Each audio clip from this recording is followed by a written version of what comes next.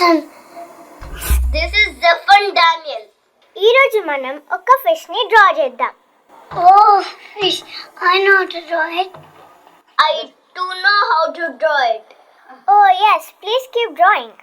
Do you have any idea about the fish in the Bible? Ha, Jonah మింగేసింది కదా. అది ఒక పెద్ద sea monster. I know about Jonah. Yes, Anson. There is a lesson on fish. Let us know about it now.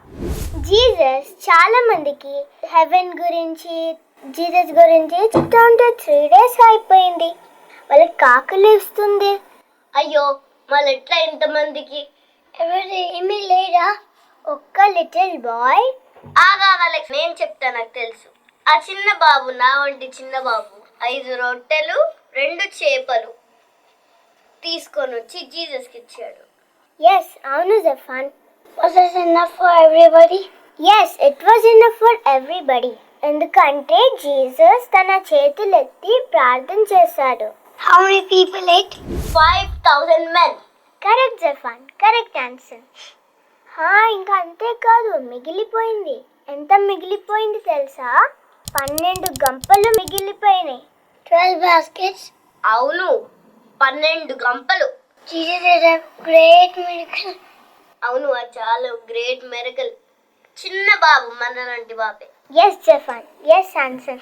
Jesus can do anything. Jesus మనల్ని కూడా plus చేస్తాడు. అట్లనే మనం obedient గా ఉండాలి.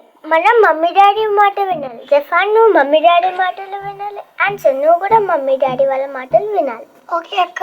ఓకే అలెక్స్ అత్త. ఇప్పుడు మనం అందరం ఒక సాంగ్ పాడుకుందాం. 5 రొట్టెలు చేపలు 2 5,000కు పంచి పెట్టెన్.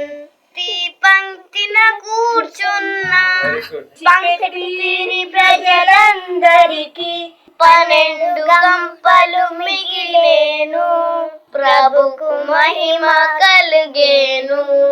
నేను యెహోవా యందు ఆనందించెదను.